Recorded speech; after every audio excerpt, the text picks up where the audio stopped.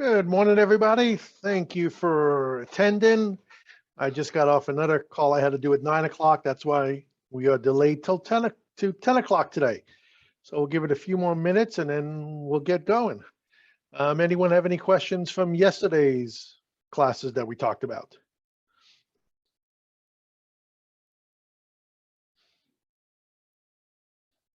All right. Fred, I'm sorry. This is Yes. Liliana. How are you? Good. Good. I just wanted to know that we're for sure going to get the recording because I had to miss yesterday's. Yes, we are. I need to work on it because there was about a half-hour lapse of where we lost power and Zoom sort of went down and up. So once we fix that, we will get it out as quickly as possible. But it was recorded. Thank you so much. Yeah. And thank you for everyone who stayed on the line while we were having those technical issues yesterday. Hopefully we don't have them today. So let's bring up what we're going to be talking about today. We're going to be talking about listing contracts. And again, please ask questions. That's the only way we, get answers. And, I was talking to someone yesterday and they called me afterwards and had a question. And I go, let's ask it during the class because you may have a problem, but I guarantee you two other people have the exact same question. So, as long as it's sort of on topic to what we're talking about, let's address the questions because everyone's deal is going to have different issues and we're going to run across questions throughout every single deal that we do. So let me share my screen. And let's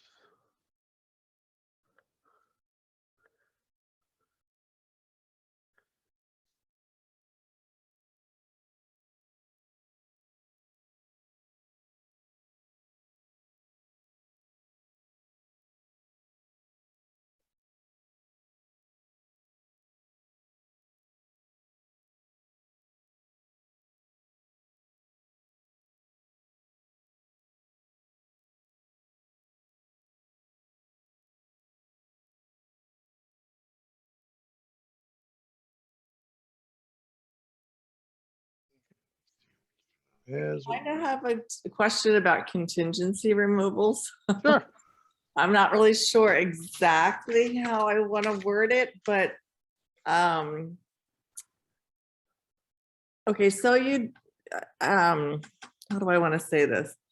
Like, okay, say you do your inspection. Okay. You do your physical inspection. Physical inspection. Okay. Right after you do that, then you do the physical inspection removal form. Well, so there's a few different theories on that. Technically, yes. Okay. But sometimes after you do your physical inspection, you're going to do a request for repairs. Right. Okay. So as long as you're within your timeline, try to get your request for repairs settled. So this way your buyer understands what's going to happen, whether they're going to do things or not do things. Okay. But if you're at your 17 days or 10 days or whenever your removal is, you can't hold it up because you don't have a resolution to request for repairs. Because request for repairs is not a contingency. The inspection is. So it's all part of it. Right. So what you want to do is do your inspection early. So this way you have time to resolve your request for repair issues before you have to remove your contingency. Okay, and then also get your insurance, your homeowners. Yes, definitely. That is the most important part. All that within that 17 days. Or whatever your timeline is. Yeah. If you shorten it or, yes. Okay. All right. Yeah. Then you would remove that. And then as soon as you have your loan in play, then you release your loan contingency. I know it sounds like ABCs, but I just want to make sure. Well, again, there's different theories. Right.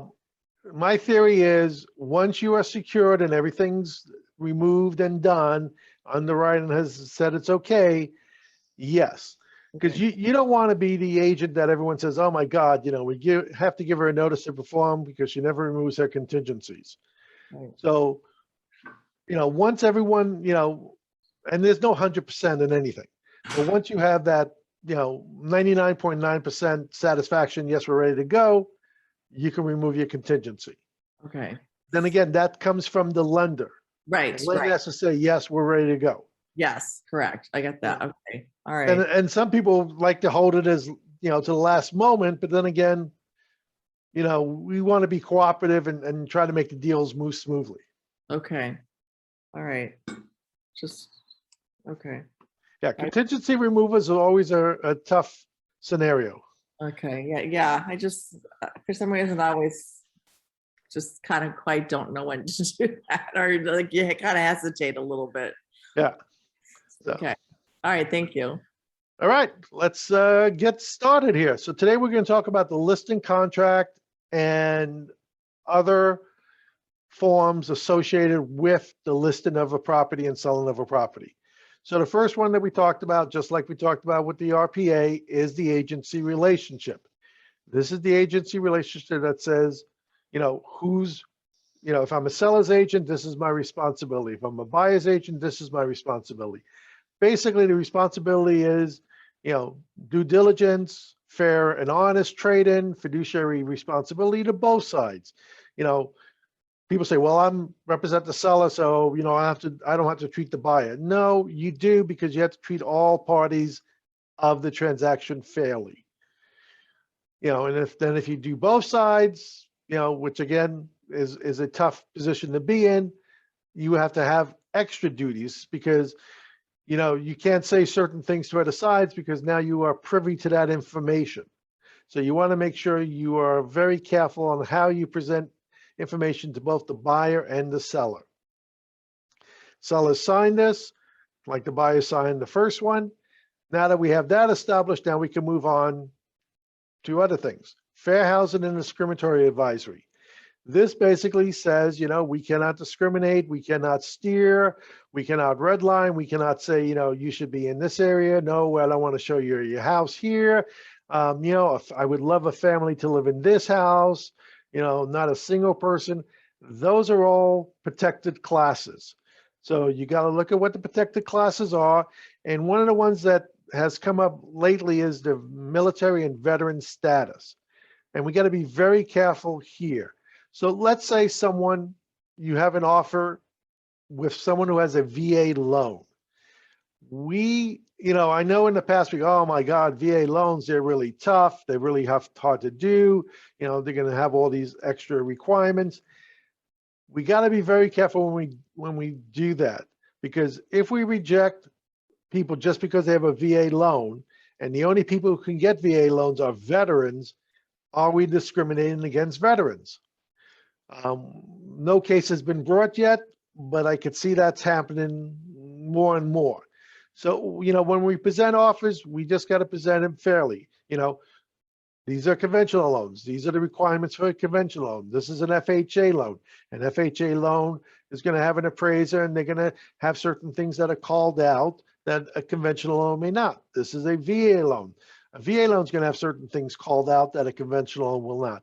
I wouldn't necessarily say don't do a VA loan, but I would just lay it out to the seller and let them make their decision on which offer they would like to receive. Because I could see that coming up that, FHA, anyone can get an FHA loan. So we can't say we're discriminating if we don't take an FHA loan. But since a VA loan is only for veterans, which is a protected class, I could see that becoming an issue. The other thing with fair housing is what we call love letters, the buyer's letters. So as I talked about yesterday, from the buyer side, you guys can write anything you like, write the best letter you have, except be very careful what you include in the letter. Write everything about the property, how much you love the property, how much you love the landscape, and how much you love all the upgrades that were done, how you love the floor plan. All that's perfect. Once you get into, oh my God, it's cross street from the school, my kids are going to be able to walk there, it's great. Now you open it up to for the seller to potentially have a fair housing issue, because now they pick you, did they pick you because you're a family and they love a family rather than a single individual, or what? So once you identify a class in your love letter or your buyer's letter, it becomes an issue. If it's just a generic about the property, about, the beautiful upgrades, the landscaping, that's all fine. Once you get into other things, once you include a picture, which now, divulges more about your potential, risk of being in one of the protected classes, it just opens up a can of worms. Now on the seller side, and we're going to talk about this when we get into the listing contract, there was actually a spot that says the default is, I do not want to receive buyer's letters. And then the agent could either put it in the MLS, seller refuses to accept letters. If you get one with an offer with a letter, you can remove the letter and present the offer. Some agents have not even presented the offer. It's like, hey, if you send a letter with your offer, I'm not presenting it. So there's different tactics, but it is actually in the contract, and you got to explain to your client what they're agreeing to or not agreeing to so they can make a decision. So I have a question. Yes. So who makes that an issue if the buyer is writing the love letter, let's just say, and Right. the seller likes that love letter? Who's going to be, how's that getting any, I mean, I understand Okay. the logistics, but who's going to call them out if they're both on the same page? Just like who complains about realtors, it's going to be someone else who put an offer on that house. Okay, So, well, I just no. curious. That's like, I mean, let's say I put an offer on that house for 500 and I see it closed, for 480. I'm going to go, well, wait a minute. Why don't you take my offer? My offer was oh, I higher. see. Okay, know. so back end like that. Okay, Right. Just curious. It just protects it. I Yeah. mean, did the buyer choose the house just because of that letter, or was that one of the better offers and the letter just put it over the top? Mm. So that's what you need to work with your seller on is, yes, we need to look at the offers, and then if we have 2 or 3 offers that are pretty close, is there a letter that puts one offer over the top of the others? Okay. But if you have a police officer and he's giving you 10,000 less than everyone else, and you accept that offer because he's a police officer and you're a police officer, Right. that causes a potential problem. Got it. I'm just playing a scenario. Yep. Nope. And like I mean, it's the same thing. Like I'm on the ethics committee, and who turns in realtors? Only other realtors turn in realtors. I mean, the public usually does not turn in a realtor for doing a wrong picture or doing wrong in the MLS or things like that. It's all the other agents who are either not doing business and they just go, oh my God, why is this guy doing this? So Yeah, that makes sense. That makes sense. it's a problem. Yeah. Okay. Yeah. Thank you. So the other thing we talk about is possible representation of more than one buyer or seller. And again, this is just like the purchase contract, multiple buyers. You may have 2 buyers who like this property. Century 21 Everest may have 2 buyers who like this property. So you have to treat each buyer individually. You can't divulge one buyer to the other buyer. Well, hey, this buyer offered 500, you should go to 510. That becomes an issue. So you got to, treat each buyer individually and protect their fiduciary duties.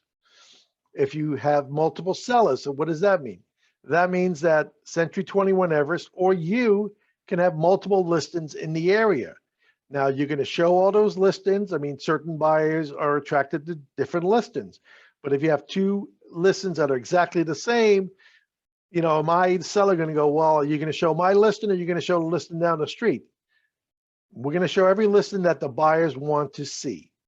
It's really the buyers who decide what listings they would like to look at. We don't, guide them. Hey, this is Century 21 Everest listing. Let's go look at this one as opposed to, another agency's listing. And dual agency, if you're doing a dual agency, please work with your manager to make sure we've got everything covered. And dual agency is either you representing both seller and buyer, which is the toughest position to be in, or Century 21 Everest representing seller and buyer. And in that case, it's almost like another agency. So it's not as bad. I don't want to say bad, but it's not as difficult as you representing both sides. Because when you represent both sides, you have both hats, and how do you play that? If you don't remove your contingencies, are you going to give yourself a notice to perform? I mean, I've had a lot of questions, agents say, how can I give myself a notice to perform? I know why I haven't removed contingencies. But again, you got to represent the buyer to the best of your ability, and you got to represent the seller to the rest of your ability. Wire transfer forward, the only thing I could say about this is make sure that you inform your client that whenever they receive a request to wire funds, they call the number of the escrow company that they have on their paperwork, not the number in the email. Because some of these look so professional, and the numbers on the email, they'll answer it professionally and they say, yes, that's fine, go forward, and the money is gone. So no matter what, always confirm with the number in the email, and if they don't know who to confirm with, they can call you and you can give them the number to call. You never want to be the presenter of escrow instruct or wire transfers. Everything should come from the escrow company directly to the seller or the buyer. And here we go, residential listing agreement. First part is date prepared. Date prepared, the only thing it is identifies this contract. So when we do an amendment or anything to it, it'll be, residential listing agreement dated and whatever date it is. It doesn't start any contract dates. It doesn't show acceptance, doesn't do anything else except identify the contract. Who is selling the property?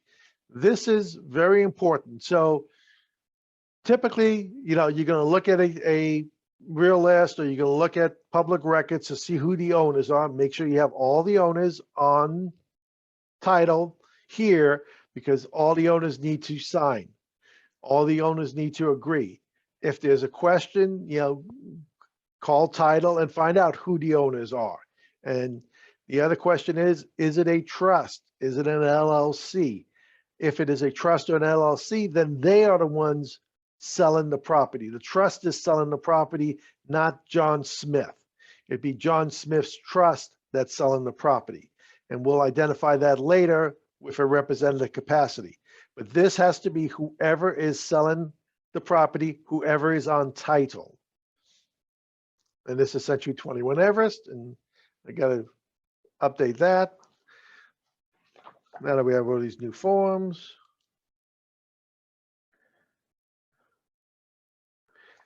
Okay. And again, make sure you have the property description right, where it is, and the APN number. As this has not been updated yet, like the RPA, you can have multiple APN numbers. Here, you only have one APN number.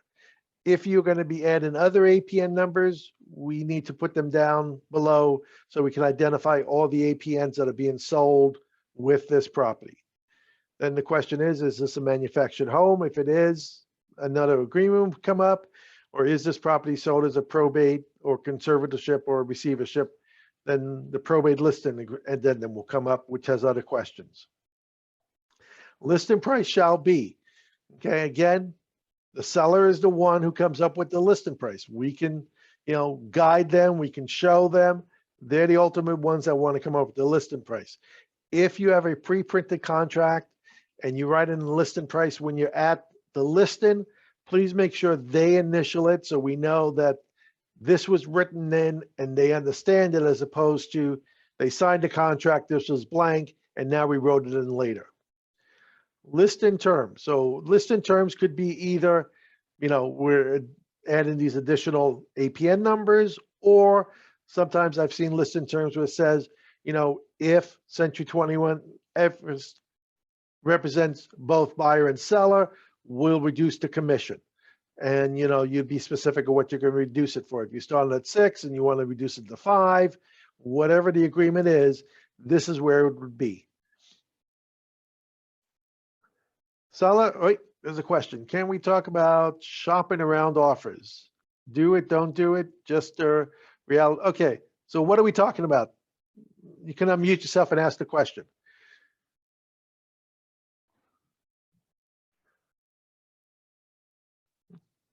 Anderson, are you there? Oh, don't have a microphone. Okay, let me get back to this then. Let me finish this page and then we'll get back to this. Okay, so this is where the listing terms was. Here we go, and I got to do my disclaimer. Commissions are negotiable. So whatever you put here, this is the total commission that is being paid for the property. This is not the listing side. This is not the buyer side. This is the total. So give you an example, if we're doing a 5% listing and we're doing a 6% listing, this is where that number would be. If we're in Utah and we're doing a 7% listing, this is where that number would be. What we put down here is what we are willing to cooperate with the buyer's agent. So if you have a number here, this number better be less, otherwise you're giving away your commission. So if we put, let's say 6 here, you put 3 here, 6 is the total commission, 3 is what we're giving to the buyer. I've seen too many people where they put 3 here and they put 3 here thinking this is mine, this is theirs. They get no commission if the listing contract goes the way it is because they're giving away all the commission. So it's very important to make sure you have the right numbers at the right place. And in addition, seller agrees to pay broker. We could put the $395 processing fee here. You could put it in a few other places, but it should be someplace so everyone knows that the seller is going to be paying the $395 Everest processing fee. This is seller represents that seller has not previously entered in a listing agreement with another broker regarding this property. So let's say your prospecting expired or, canceled. So they've entered into a contract. You want to know how long ago that contract was because the other agent may have a list of buyers that's shown the property that if they go into if you go into escrow with them, they may be entitled to the commission. So you really want to be aware of what's going on. If they say, nope, I haven't done anything, then you're fine.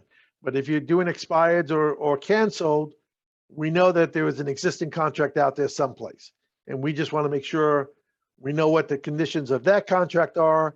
So we're not surprised when we find a buyer or the buyer finds us, and then all of a sudden, someone else is coming for the commission.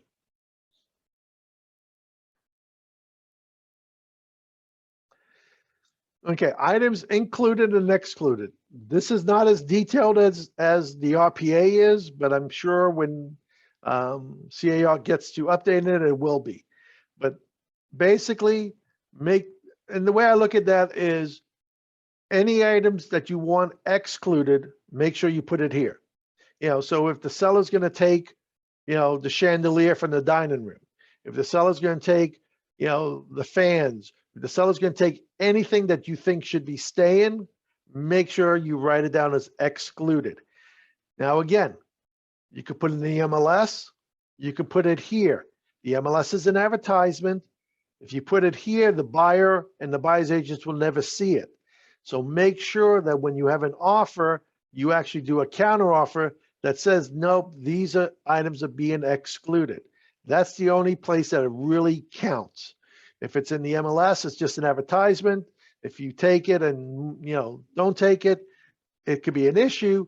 But if it's in the contract, it's supposed to be there and we have some recourse. Items included. Now, why would I put stuff included here? I would put stuff included here for things that you think may be gone. Like I have a swing set in the back and I really don't want to take that swing set out. So I'm saying, hey, that swing set is staying. I have, shelves in the garage that I really don't want to move with me. Those shelves are staying. So this way, again, in the other contract, so the buyer sees it and they go, wait a minute, I don't want that swing set either. We need to get rid of it. So anything here is only between you and the seller. We need to convey this information to the buyer, and the only way to do that is through an advertisement in the MLS and through the purchase contract or a counteroffer. Leased items and not owned items. Okay, so these are, solar panel, alarms, propane, anything is leased and not owned or liened. So a lease is, a lien is when it's actually a lien on the property. So a lease is like I have a water softener, I pay a monthly bill for that. That is leased. If I have solar power and I have a lien on the property that says I got to pay this amount, before, I own the panels, that's what a liened item is. So anything that is leased or liened, identify here and then talk to your seller and say, you know what? I'm going to need all the documents so the buyer can make an educated decision if the solar panel system makes sense, or if, this makes sense, or this, because if I'm going to take on the responsibility of paying for this as a buyer, I want to make sure it makes sense. A lot of deals that were done, when solar first came out, don't make sense right now. So, the buyer has to decide, yes, I want to assume this lien and I'm okay with it. It makes sense for me. Okay. What is broker's MLS? So it depends on, like in my area, it would be ChrisNet. In your area, it could be CRMLS or, whatever the other MLS, Ventura County Board, whatever MLS you belong to, this is the one you have to list here. Now, when you do it also, let's say if I'm taking a listing in Ventura,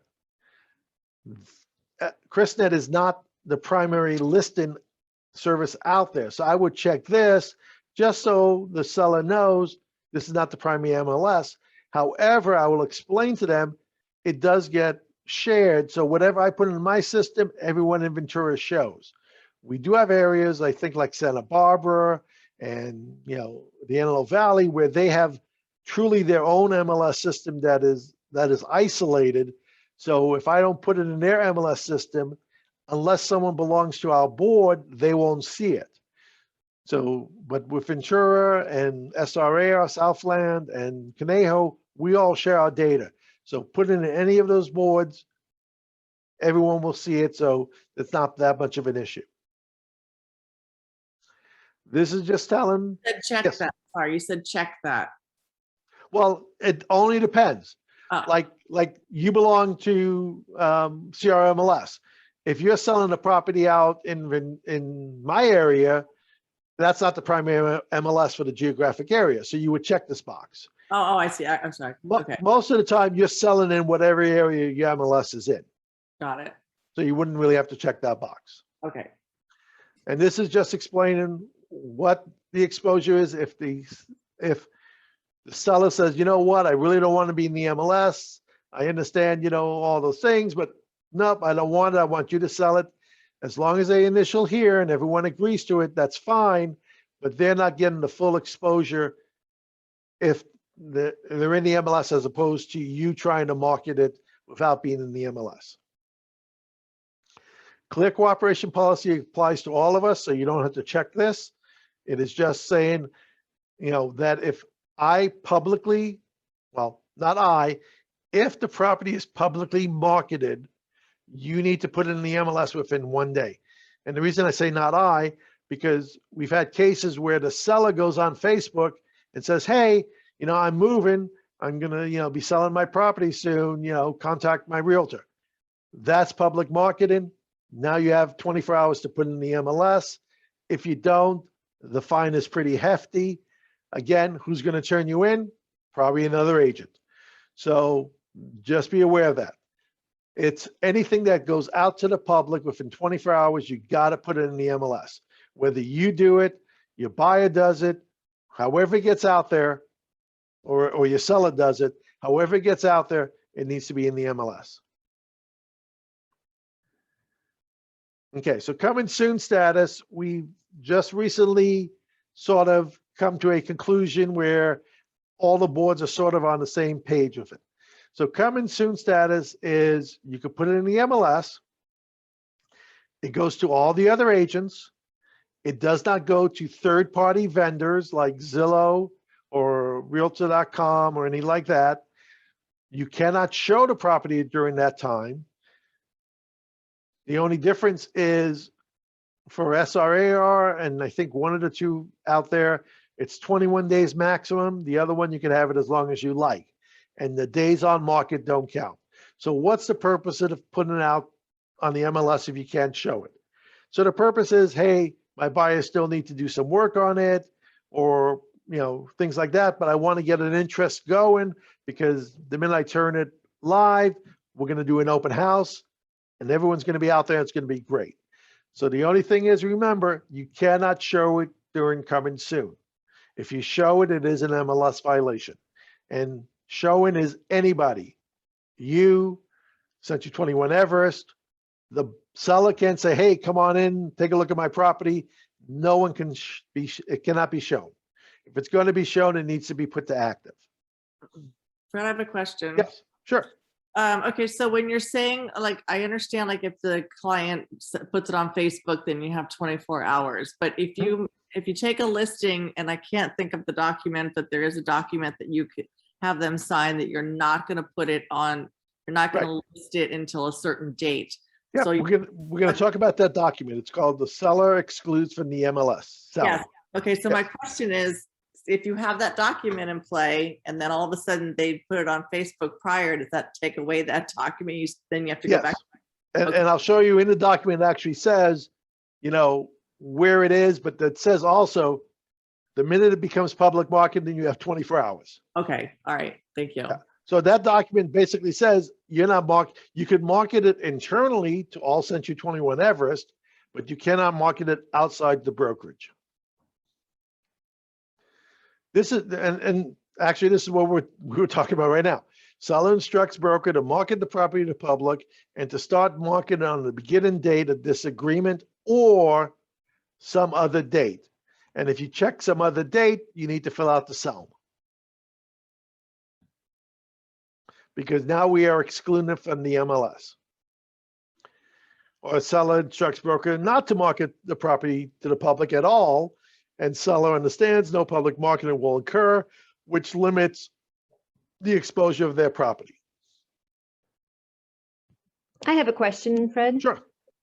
What if the seller puts it on Facebook, hey, I'm going to be selling my house, looking for realtors? That happens sometimes in Pine Mountain Club. And so it's already been announced to the public, and then the conversation continues and you negotiate with your seller, and you know, finally, like maybe 3 days later, they pick their realtor, but it's already out there. Right. So if you public market it and you don't have a contract, there is no issue. Well, what if, okay, but what if you're, sorry, I'm trying to get it to be quiet. So what if you don't, okay, so say it takes a couple days to finalize the contract. Right. You finalize the contract and then it becomes an issue if you don't put it on the MLS within a day, right? You still have that day. The public marketing was done before you got the contract. Okay. Now, So if he does another post or he adds to the post saying, hey, I'm now on the contract, bring your buyers, that becomes public marketing. Okay, so basically what you're saying is as long as it was done before my seller signed, Correct. it doesn't count. Correct. And what happened was when we first did this rule, a lot of people will market in properties. And then when we call them and says, well, wait a minute, you know, we don't see this in the MLS, and they go, oh, wait, you know, I don't have a contract yet. So, you know, people always try to get around things. But yes, if the seller says, hey, I'm looking for a realtor who wants to represent me, that's not public marketing because there's no contract yet.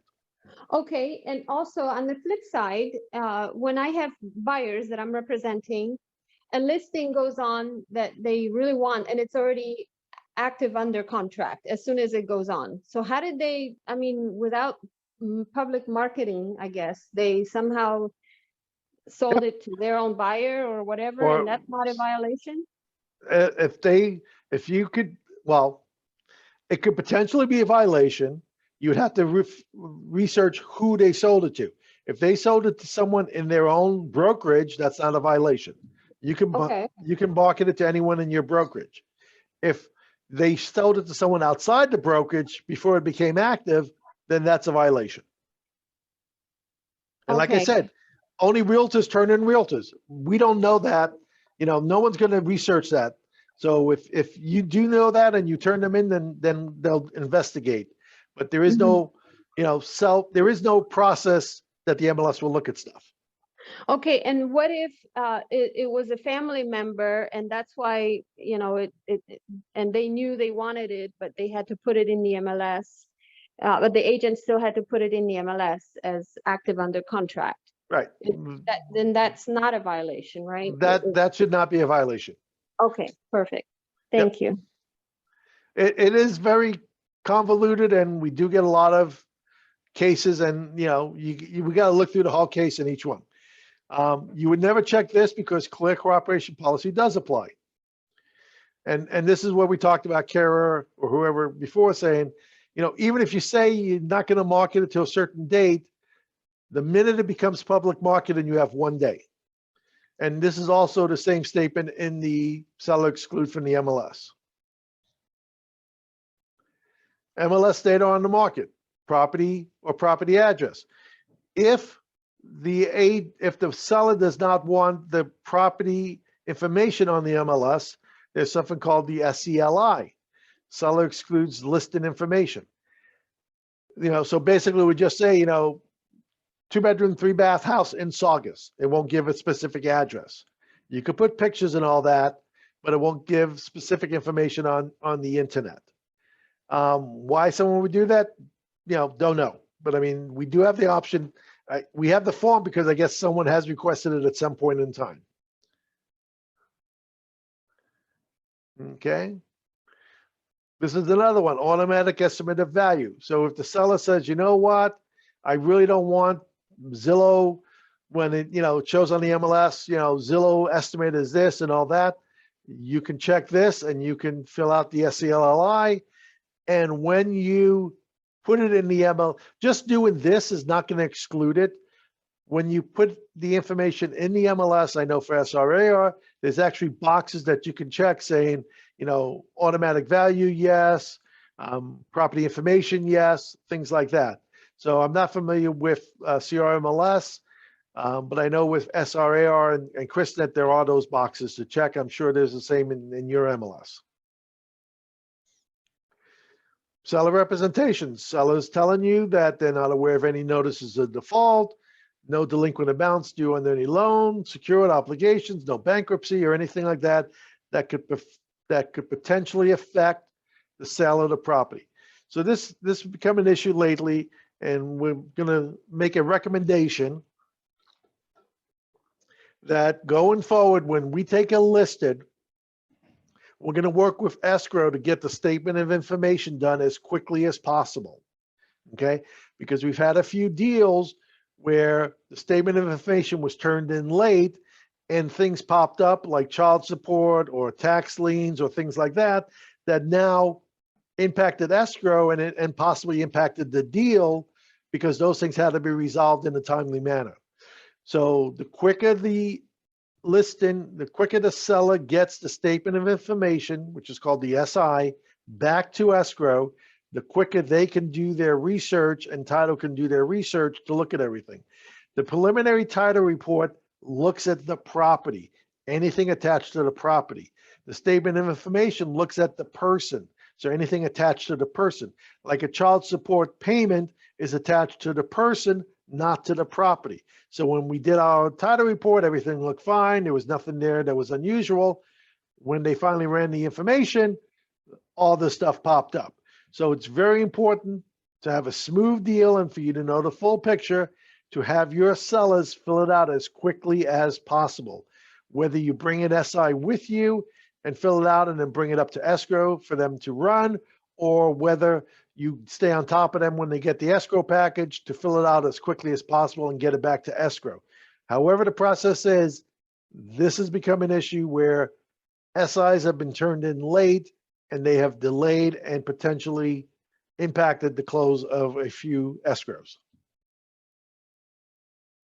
Okay, broker agrees to present all offers received for the seller's property, present them to the seller as soon as possible, unless seller gives broker written instructions.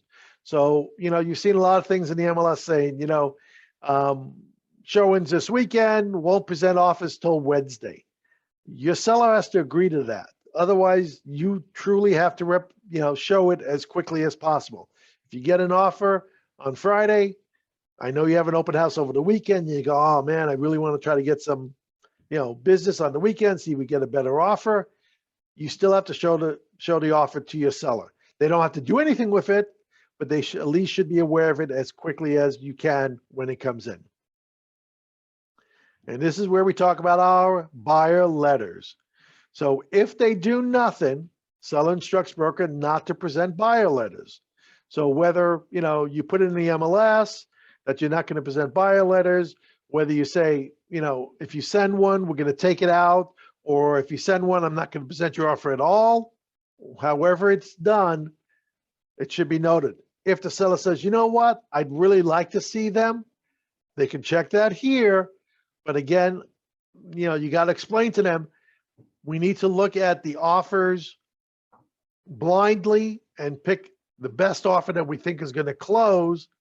And then if we have, a few that are really close and you can't decide, we may look at the buyer letters. But if you look at the buyer letters first and you go, oh my God, I love this family. Where's their offer? Let's see what we can do to make it happen. That's where it becomes an issue. So it's a fine line. The buyer's writing it, no issue with them writing it. The seller's looking at it, that's where the fair housing issue becomes. Investigation of reports. What reports are you going to do before you have an offer? Are you going to do a termite report? Are you going to do your own inspection? Are you going to order your home association documents? Are you going to do a preliminary title report? Are you going to do a roof inspection, pool inspection? If you check it here, you should be doing it. If you don't check it here, doesn't mean you can't do it. I recommend we order homeowners association docs and title report as quickly as possible when you have a listing. I do not recommend doing a property inspection because everything you find, then you have to disclose. You may want to do a pest control if you think you have some issues, so this way you're ahead of the game and you know what the issues are going to be. So it all depends what your level is and what you want to do. Just remember, if you do the inspection, you got to disclose everything even if you fixed it, you have to disclose there was this issue and it's now been resolved. So this opens up a little more can of worms. This is something I would recommend you do all the time because HOA docs take a while to get, and title reports all the time because you need the information on what's on title. So this way, if you need to make any issues or you need to correct any problems, you got it as quickly as possible. And the other one I would start writing in is, statement of information, but that's, up to you guys how you want to handle it. We haven't figured out the best way to do it yet. Agency relationships, the seller acknowledges the receipt of the AD, which was the first thing we did. Possible dual agency, confirmation of agency, potential competing sellers and buyers. So all this stuff was all those documents that we talked about in the beginning. This has become another issue, is you need to tell your buyer that whenever they go into a property, assume you're being video recorded. Assume everything you say in there, someone is going to listen to and watch. We've had a few issues where people have talked and, they say, we really love this property. Let's offer this amount, but I can go up to this amount. Lo and behold, the counter offer is exactly for the amount they can go up to. So just be careful, with Ring doorbells. I don't know what the range is outside, but just be far away from the property before you and your clients discuss the property. And from the selling side, make sure they disclose that they do have video recording cameras or anything like that. Also, make sure that they put away anything that's possibly, could be taken. Jewelry, guns, drugs, all that needs to be secured. We don't provide any insurance. If there's a theft in your property, it has to be the homeowner's insurance that the seller has. We have a key safe. I don't like those combo boxes because once you give the combo out, it's out to the world. With the Super or any other box, you need authorization to open it, and we have a list of who goes in, who goes out. Photographs and internet advertising. This is again, and there's a few steps to this. One is, do you want to have virtual tours? Do you want to have photographs? Do you want everyone to see your property so this way they can decide if they'd like to look at it, or, are you selective and no, you don't want to have anything out there? The other thing is, if you are, photographing a house, try to avoid family photos, any photos that show the profession, especially if they're law enforcement, anything like that, either white them out or try to avoid taking a photography that will identify that. The other side is we've had a lot of requests come up saying, I've just sold my property. Can we remove all the pictures from Zillow and Realtor.com and all that? We do not control that. We cannot do that. It is actually a violation if you try to remove it from the MLS. And the reason is because the MLS, when appraisers are doing appraisals, they're not going to be able to see every single property. So what they're doing is they're looking at the photos in the appraisal to see, comparable properties, what are the conditions, things like that. If all you have is a photo of the front of the house, that sort of doesn't help the appraiser come up with a number, because he has no idea to know, was the inside upgraded, was it not upgraded, what did it look like? So we're trying to avoid that once the pictures are in the MLS and once the pictures are out in the world, we really don't have control to take them back. So Fred, Yes. I have a situation where people are coming in and they're like talking about like, oh, their religion because they have certain things on their walls. Yes. Do you think that you should take them down too? That's kind of like, I don't know. I mean, such a my thing is you want to try to make the property as neutral as possible. Yeah. Declutter with family pictures, all that. I mean, if they have, every piece of the wall is with some religious artifact, that might be a turn on, that might be a plus for some people. Don't know. Yeah. So, but that's a delicate situation that you got to handle correctly. Yeah, it's very delicate because they have a couple different things going on, and people are quite rude sometimes. Yeah, well, and that's why I tell people, assume you're being videotaped, because 99% of the time you are. Right, exactly. Yeah, so just, be careful of what you're saying in the property, and hold your comments until you get in the car and no one's videotaping you. Yeah. Because even the driveway, I mean, with these Ring doorbells and stuff, they have some, great range that, they can pick you stuff up as you're leaving the property. Yeah, no, I mean, I've had people come into the listing that I've had that have done that. I get very annoyed at that. Yeah. So, all right. okay. So we recommend, like I say, a key safe, some sort of thing that has access control, not a lockbox, because this way, doesn't prevent 100% of the things, but at least it gives us, like I had one listing where, all of a sudden the electric bill was outrageous. The last person in left the air conditioner on, and it was, unbelievable. So we knew who the last person was. So we went back to them and said, we have an issue here, blah, blah, blah. So it's very important that we have access control to the property. If the seller says, you know what, I don't want anyone without you being here, then that's something you need to, address and work on. But reasons, properties don't sell is, price, photography, and accessibility. If I see a, property that I have to make, 24-hour notice, it's like, oh man, do I want to show that?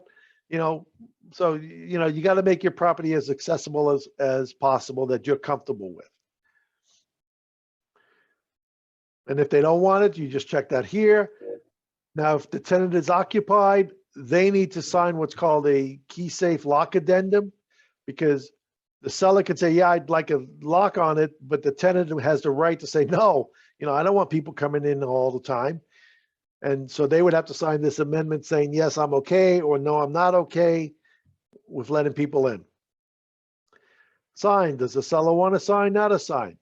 Once the sign goes up, it's public marketing, so remember that. Additional terms, is it an REO? Is it a short sale? Is it a trust? Here's a big one. Does the seller intend that he needs to purchase a replacement property as part of the resulting transaction? If you're going to click this, another form is going to pop up that needs to be filled out, which is the seller's purchase and replacement property.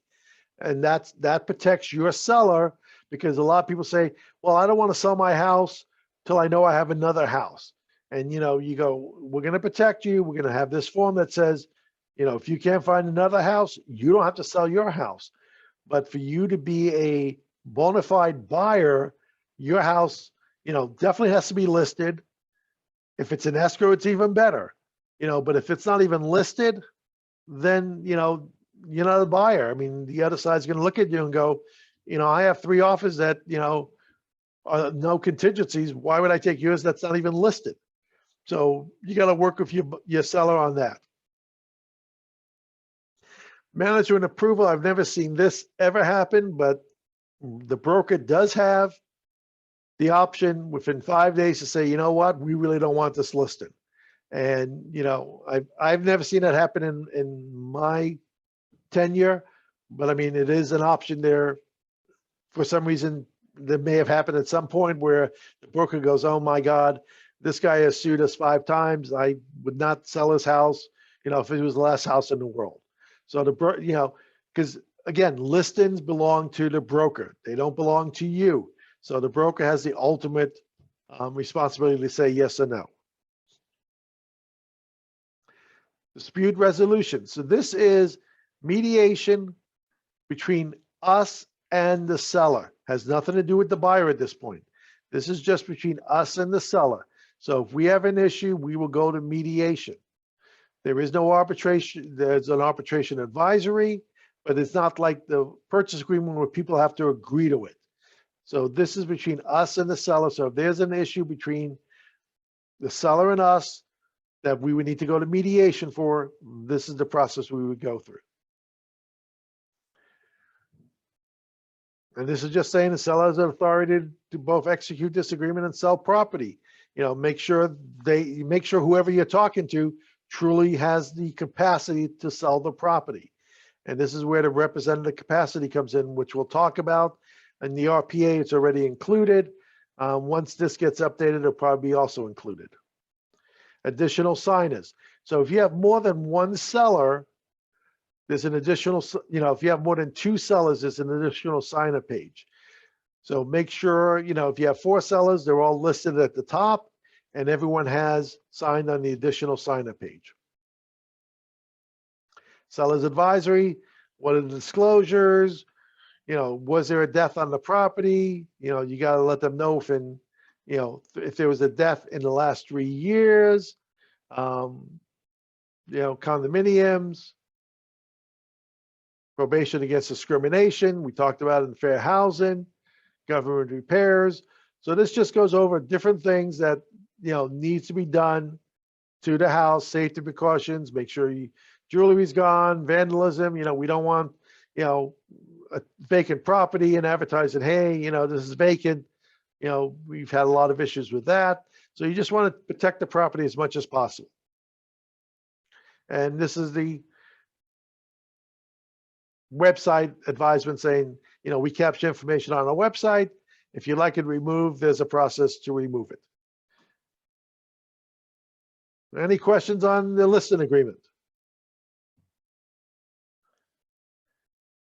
Okay, let's talk about the trust advisory. So this is if the trust is selling the property. Now, this could be a trust where the trustee is alive. This could be a trust where the trustees have passed and now the successive trustees are selling it. So, you definitely have to know material facts, hazard zones, which is the NHD, smoke detectors is required, water heaters. So these are all the things that if the trustee has passed away and the trust is selling the property, these are all the things that still need to be complied with. Okay. So if the property is placed in a trust, any trustee must complete the TDS. So if they're still alive, they got to do the TDS. If they're not alive, there's what we call the ESD, where the successor trustees need to fill it out. It's about 10 questions that are general questions. But even if it's a trust, all the disclosures still required, just like it was a regular sale. Representative capacity, this is what we talked about. So this is saying, all the property information, and this is saying it's a trust. What's the name of the trust and when was the trust dated? Is it an LLC or corporation? Okay, what is, who's selling it? There's a power of an attorney, and the power of attorney has to be a specific power of attorney for real estate. Also power of attorneys and once the principal dies. So, I've had, one agent say, oh, we have a power of attorney. The guy's in the hospital. He may not make it. I go, if he doesn't make it, that power of attorney ceases to exist, and then it has to go through probate. So, be aware of what you have and how you're selling the property. And then what's the name of the trust? What's the name of the LLC? What's the name of whatever? What's their name and what is their title? Okay. And then again, if you have more than two that need to sign, so the thing with a trust, maybe one person signs, maybe two people sign. You need to look at the trust to see how many people need to sign. We had one trust where 4 people had to sign. So, we had to get all 4 people to agree on everything. We had to make sure, and they were all in different locations. So it became a nightmare, but the trust outlines who needs to sign to be able to complete the sale.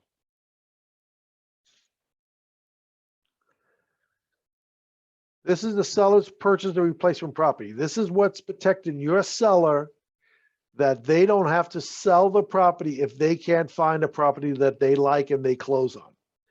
Okay, so again, first part is finding a replacement property. You have 17 days to find a replacement property. Or have we entered into a contract already, and where's the escrow and the escrow number? Now, whether it's A or B, make sure you check C. Because this here just says, I got to find a property. This here says, I got to close on that property. So if something doesn't happen, that I can close on the property I'm buying, I have a contingency to stop my sale of the property. Now, unfortunately, there was a brief timeline where the seller has to take a leap of faith because they're going to have to close on their property first before they can close on this property, because most of the time they need the funds from the first property to the second property. So you really got to look at when things are happening and when is the seller confident that their purchase is going to go through.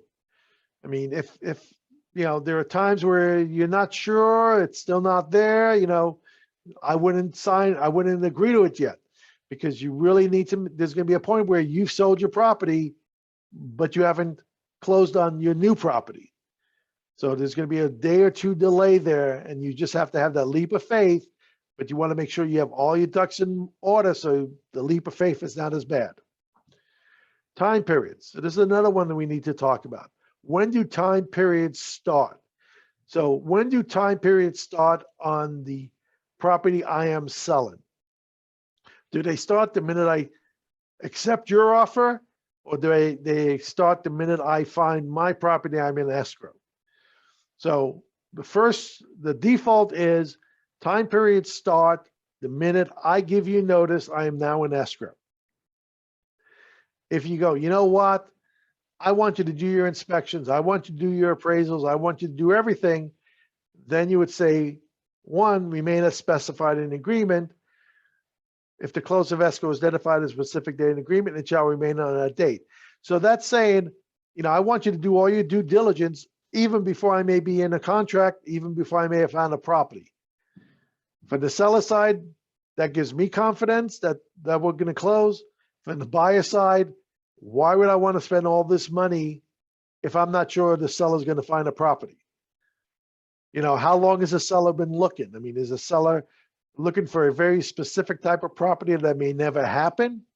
If so, why am I going to spend all my money to do all this stuff if he's never going to be able to comply with finding a property? So this is something that needs to be, discussed. Buyer's deposit. Hey, Fred.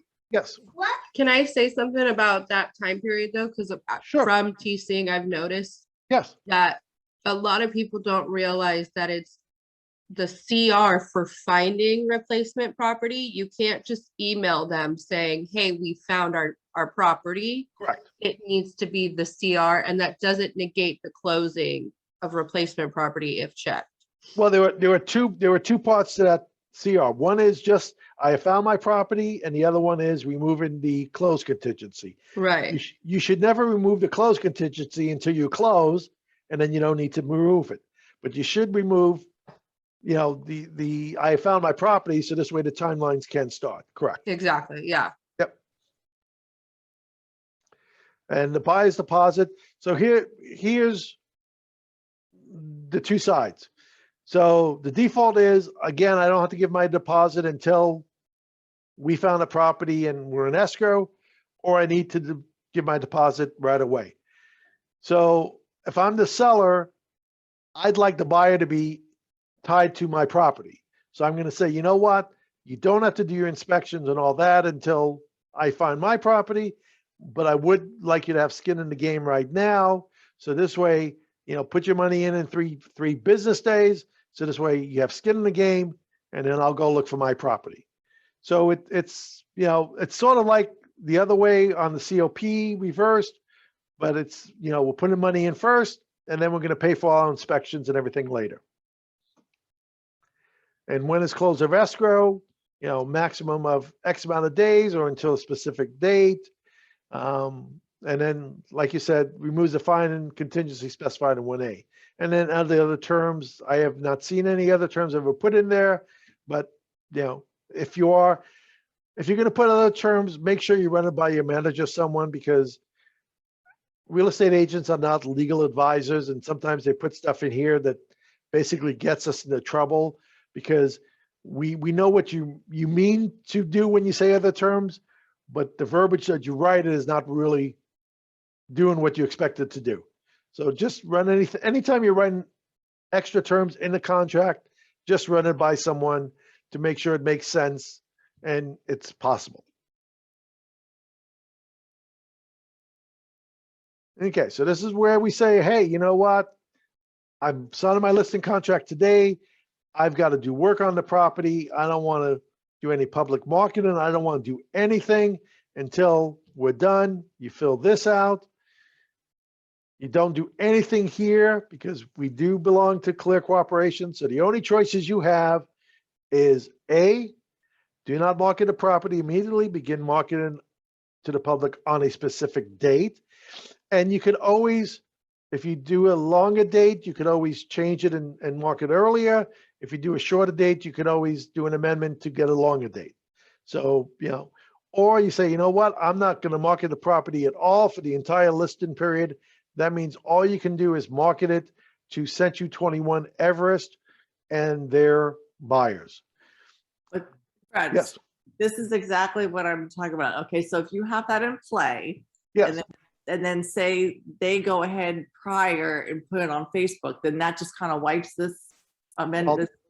How does that work? That is what number C says. Okay. Whether A or B is selected, seller understands and agrees that should any public marketing occur, the property listing will be submitted to the MLS with other brokers within 1 business day. Okay, sorry, I didn't read that far. That's okay. So I like people who lead me into the next question, so that's fine. So yeah, like Kara just said, no matter what we agree to, the minute there's public marketing, everything's wiped out and we got to put in the MLS. So when you put in a date, I would go longer than shorter, because I could put, 10 days out, and then if everyone's ready in 5 days, put it in the MLS and you're covered. Don't public market it and not put it in the MLS because you say, hey, I'm still got 5 days. No, but this way, if you go, I don't know, it's going to be 1 day, 2 days, 5 days, put a longer date out here. But once you go active, put it in the MLS and you can market it publicly with no problem.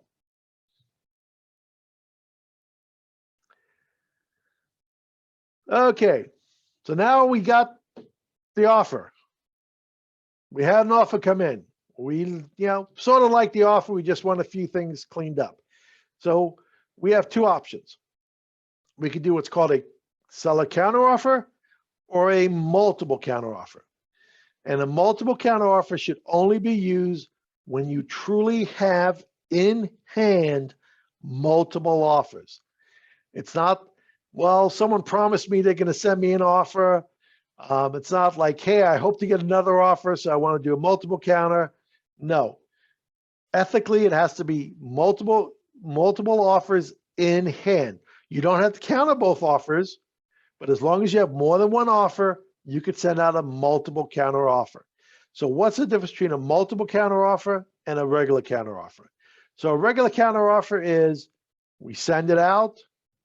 The buyer has then an option to sign it and agree, or the buyer has an option to send me a counter offer. So let's say, simplest term, the buyer agrees to my offer, counter offer. We now have a contract. We have an executed contract. I sent out an offer. He accepted my terms. We now have a contract. If you have a multiple counter offer, you send out multiple offers. They can either counter you, accept you, whatever happens. Then you have multiple offers come back. And then you can decide which of these multiple offers we are going to proceed with. So the buyer accepting a multiple counteroffer doesn't create a contract. A buyer accepting a regular counteroffer creates the contract.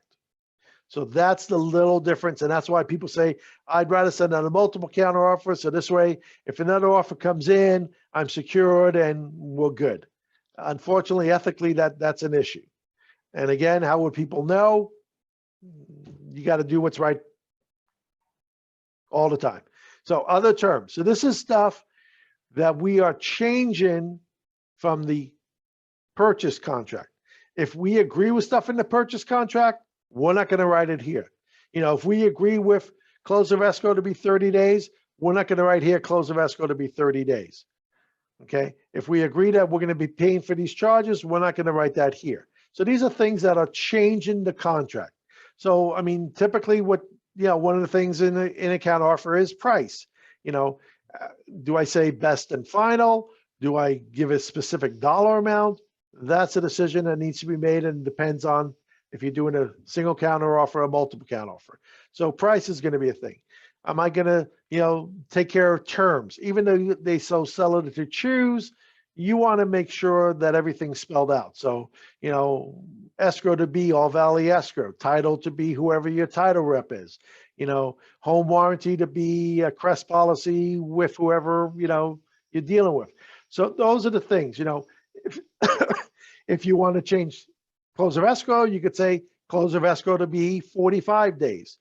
But only things that are changing is what goes in the counteroffer.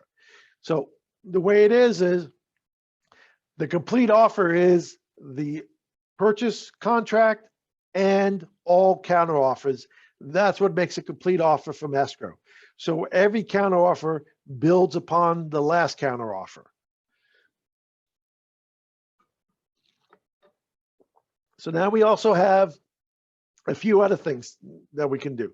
We could do an addendum, let's add in things. If you don't have enough space here and you keep typing, it will create what's called a text overflow scenario. And the text overflow is preferred to an addendum because the addendum at the bottom of the addendum says, I am agreeing to all these terms. The text overflow basically says, I acknowledge all these terms. So when you're writing a counteroffer or you're doing a request for repairs, if you have an addendum that says all these things, and technically everyone signs it, that means everyone's agreeing to all that stuff.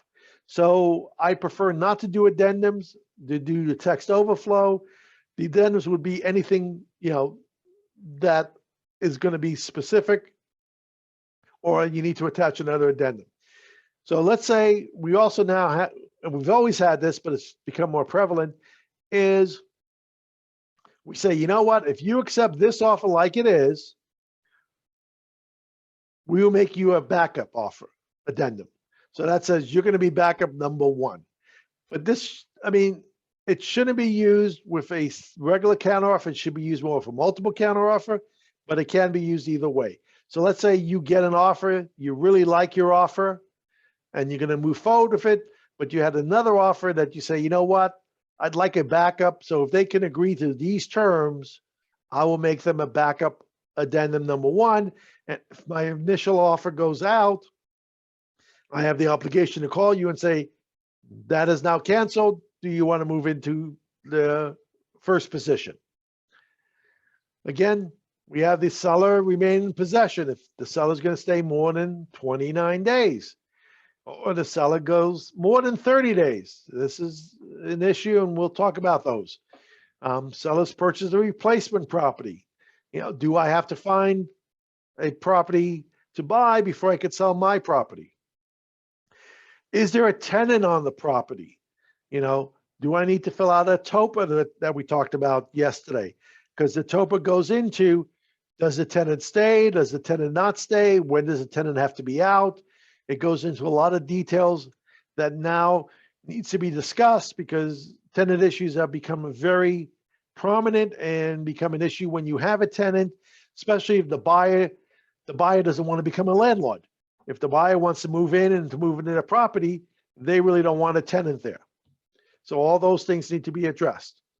Expiration is, when is the expiration of this offer? Typically it's 3 days. You can give longer. Now, and this is where a lot of things happen. I send this out. The other buyer sits on it for 3 days. Another offer has come in that's way better than this offer, and I accept that offer. Okay? There's nothing that says I cannot accept offers for this period. This is just saying you need to get it as quickly as possible. You have in 3 days. After 3 days, it's definitely over. But if I accept another offer within 3 days, and I have to withdraw this. Okay? So we're going to use my favorite term, or if seller accepts another offer prior to buyer's acceptance. So this always becomes an issue. So I'm going to call someone and say, you know what, we got a better offer, we accepted it. They go, wait a minute, we signed it, here it is. And that's why it's really important to have electronic signatures so we can actually see dates and times when things are signed, because things can come down to, I accepted your offer an hour before you sent this offer. Hey, oh no, this was offer, it was accepted before I got the other offer. So it becomes an issue. So be careful with that. Always have electronic signatures, makes it easier. We're going to talk about the WOO. The WOO is a withdrawal offer. So now I sent out a single counter offer. I have another offer that I'd like to also counter, but I can't have 2 single counter offers, because if one of them agrees, then we have a contract. So what I'm going to do is I'm going to have to withdraw my initial offer and send out a multiple counter to the 2 people or 3 people. And that's where the WOO comes in. WOO's is used very rarely, but it's there just in case for these scenarios. Fred, Yes. I have a question on that whole time frame, because Yes. my seller is an elderly man who does not do DocuSigns. So everything is hard copy and sent overnight. So Okay. when you get that offer, obviously it takes time to get it overnight and everything. Right. Is there an addendum, like an extension that you are, obviously I would tell the person that was putting in the offer that I have to do it this way. But Right. is there something else that needs to be attached to make that stick? Like it won't expire in those 3 Well, days? what you would do is you would extend it here.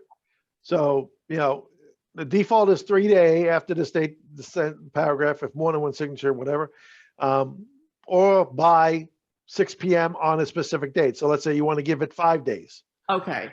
so So I'm putting you would do that here. Okay. Yep. Okay, thank you. Oh, no problem. That's where you would put it. Okay, so the multiple counter offer, like we talked about, is exactly the same as a single counter offer, except we now have 2 things. This is what the seller says, I accepted it subject to attached counter offer, or no, I If I don't check this box, then I'm accepting everything here, but the seller still needs to agree which one he's going to check before we have a contract, and they would sign here. If there's a counteroffer attached, the seller will not sign here because they're not accepting this offer. They need to look at the counteroffer, which they need to accept. Okay, so it's a multi-step process potentially. And again, so let's say I send out a counteroffer. The buyer is going to respond with a counteroffer. The buyer's counteroffer is only going to change things of the contract or this. If they agree with everything, there's no reason to do a counteroffer. If, you know, I've asked for a best and final price and all the other things, services or whatever, they should not say, yes, I agree to all your services. They should only say price to be X. So it builds upon each other. There's no reason to say I accept everything else. So each counteroffer builds on the other one, and make sure you number them correctly. So seller counteroffer number 1 or multiple counteroffer number 1. Then it's going to be the buyer counteroffer number 1. If they do it again, it'd be seller counteroffer number 2, buyer counteroffer number 2. So because when escrow puts it all together, if they get a buyer counteroffer number 2 with no buyer counteroffer number 1, they don't know what they're missing. Because like I say, it adds all together. So we need to keep track of each one correctly. And when you get your escrow instructions, it's going to say these escrow instructions are from RPA, seller counteroffer number 1, buyer counteroffer number 1. You want to make sure they escrow captured all the counteroffers also. Because let's say there's a number 2 and escrow didn't catch it, we don't know what number 2 is. Number 2 could be changing the price. Number 2 could be changing a lot of things.